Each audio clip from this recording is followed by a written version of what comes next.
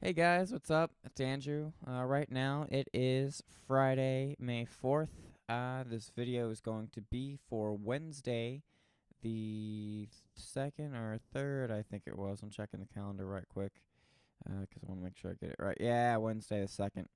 I had an 8-hour day, 8 hours of public speaking, and it was pretty rough. And also, I want to if you're wearing headphones while listening to this, apologize for it coming out the left channel.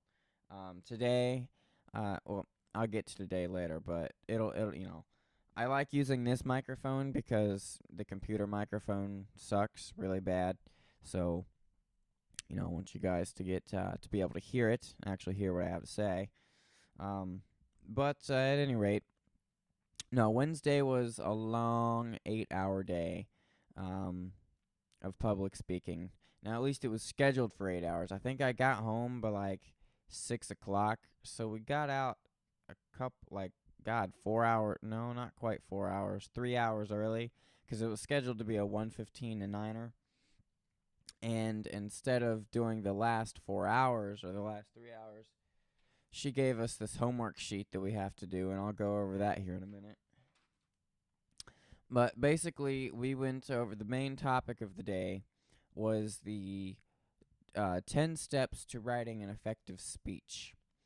And so we checked out these 10 steps, and I'll read them out to you. We have analyze your audience, select your topic, define your purpose, write a thesis statement, select your main points, conduct research, organize your main points, write an introduction, write a conclusion, and finally, practice. So we went over each of these in depth, and it took a long time. And I took notes on all of them, but it'd be way too long to actually go through. But those are the 10 steps to writing an effective speech that we learned about, and we even kind of put them into practice a little bit. Like we got into, so we made it through all that, and that was like the note-taking portion of the class. Then we went on break for a good 45 minutes, and then we came back and got into groups and practice stuff. Um, like we had an exercise. She gave us a little slip of paper, and it said, "This is your main topic, and these are your supporting ideas. Make an introduction paragraph or whatever." So we had to come together and come up with an introductory paragraph with those ideas in mind. And then so once we did that, and of course we had to go up in front of the class and say it and all that to get us used to it, I guess. But afterwards, we got split up into even smaller groups to do another worksheet that was basically like she gave us a template and then another sheet that had a bunch of letters on it, and each letter had a sentence, and we had to figure out the order of those sentences on the template paper. So it was like organizing the ideas and the sentences for however they should go, and that was easy enough. And then after that, we went over all the speeches. So we went over the introductory speech again, and we actually got the assignment for the cultural diversity speech, which is due next Friday, a week from now. So I think we can go over the cultural diversity. The introductory speech, I think I might have mentioned it the other day. I can't remember. It's basically who we are, something about us, etc. It's supposed to be about 2 minutes. The culture diversity speech is a little bit more, obviously. And I gotta open up Microsoft Word to open this one up. Give it just a sec. Come on, load. There we go. All right, so let's see, where am I? Cultural diversity speech. When choosing a topic, consider these things. Your cultural heritage, what is it? How is it passed on? How does it affect you? Or another culture, what is it? What aspects of it interest you? So in this speech, you'll explore the diversity of cultures represented in our society by choosing to investigate some aspects of your personal family heritage or research a cultural background different than your own. Culture includes any ideas, customs, arts, skills, social structures, or peculiarities of people in a given period or location. Um, Develop a thesis statement that captures the importance of your topic. Select 3 to 4 main points about your topic and expand upon those. You'll be using PowerPoint or Keynotes to enhance your presentation. You can include still photos, maps, DVD screen captures, movie posters, CD cover art, animation, video clips, and audio clips. Clips may total no more than 45 seconds. You may include media clips, however. You are responsible for the appropriateness of their content and their compatibility with the available equipment. So basically, with the clips, she said you can have one big 45-second clip because this is such a short speech, or you could have a little clip here, a little clip there, and a little clip even over there, and they would have to total, or they could not total more than 45 seconds. You could have a bunch of 5-second clips throughout the whole thing if you wanted. So that's the deal with that. That's kind of how we do things. And then finally it says, make sure to practice so that you fit the time requirement. You will lose 1 point for every 30 seconds over or under time. And I think this one is supposed to be 3 to 5 minutes. We need 3 outside sources. Our purpose is to inform the audience about a culture, and we have to use Keynote or PowerPoint. So this speech is worth 20% of our grade for the month. So it's pretty big, but, it shouldn't be that big of a deal. We're graded on things like eye contact, voice, confidence, body language, energy, and then, of course, the actual speech itself. So, I'm actually kind of looking forward. I'm not looking forward to doing all the research and stuff, because, let's face it, that's just the boring part about it. And at first, I was thinking, well, over the weekend, we're supposed to think of two topics, like a main topic and a backup topic in case someone else picks the first one first. And so the first one that I thought to do was, research Norway, because I think the Norwegian language sounds really cool, and it intrigues me, and I wish I could learn it, but there's no Rosetta Stone for Norwegian or anything yet. So I'll have to wait on that. So that was my first pick, but now it's my second. So Norway is the second pick. And my first pick is actually the culture, or the urban subculture of parkour, actually, because I was thinking about it last night. And I was like, PK actually really kind of is its own thing. So I'm gonna write a buddy of mine on Facebook that I actually learned parkour from, and he's actually was kind of the leader of the ODU parkour group at Old Dominion University in Norfolk, Virginia. They call themselves, I think it's ODUA, Old Dominion University Urban Athletics. So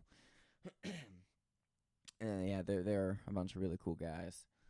But I thought it would be different. I thought it would be cool because I'm a tracer. I do practice from now and then. I don't have as much time as I did, but I do it. Which actually brings me back to the break we took on class. I had one hell of a break, man. Oh my god.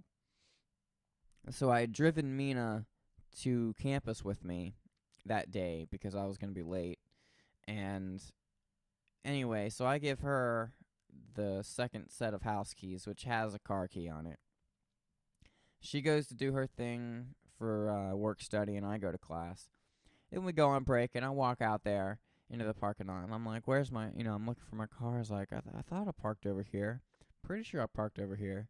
And it was literally like, dude, where the hell's my car? You know what I mean? I was freaking out for a second because my car wasn't where I left it. And then I realized, oh, Mina probably drove it home. So I was just like, because I could have gotten home so much faster if I would have had it. Because I only had 45 minutes for a break. Anyway, so I get up my phone to text her, and I'm like, you drove the car home, But instead of doing that, I get a text from like her and my dad and my stepmom about Mina's locked out of the house. You need to call the front office to get her in. She's locked out. You need to call the front office. And I'm like, geez, what do you want me to do, people? I'm in class paying attention like I'm actually supposed to, instead of looking at the phone or whatever. So somehow our door has this latch on it, and it's got like this notch on the door, and then it's got this like thing that you put over it, and then when the door tries to open, it gets caught. And somehow when we walked out of the door earlier that day, that thing got latched around the notch on the door, and so even though we had the key to unlock the door was locked. And I'm just like, oh my god, man. So I'm walking home. It's hot, and I'm already frustrated because I freaked out that my car wasn't there. And then I get back, and I was like, look, the front office people, they're not going to be able to do anything. So I told me, and I was just let me handle it. So the plan was to scale the wall on the back balcony right out here, and just climb up on the balcony and get inside the house.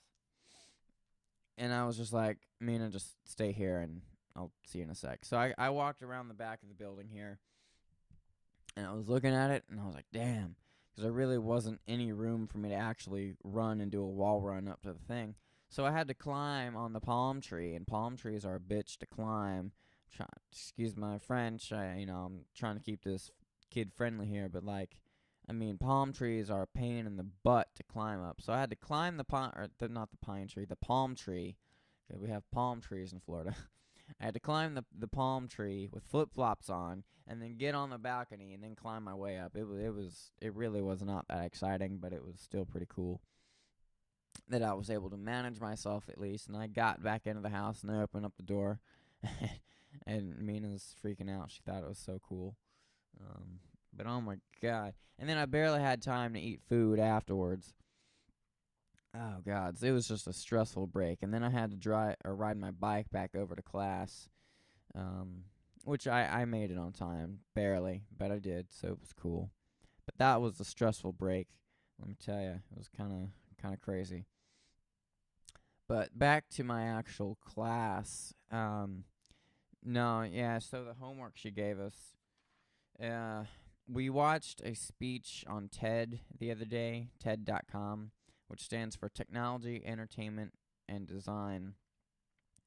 Anyway, the paper here says, Technology, Entertainment, Design is an organization that strives to bring the world's most creative and productive people together to share their ideas and give the talk of their lives in under 18 minutes. Choose any TED speech that is between 18 and 20 minutes and answer the following questions in full sentences.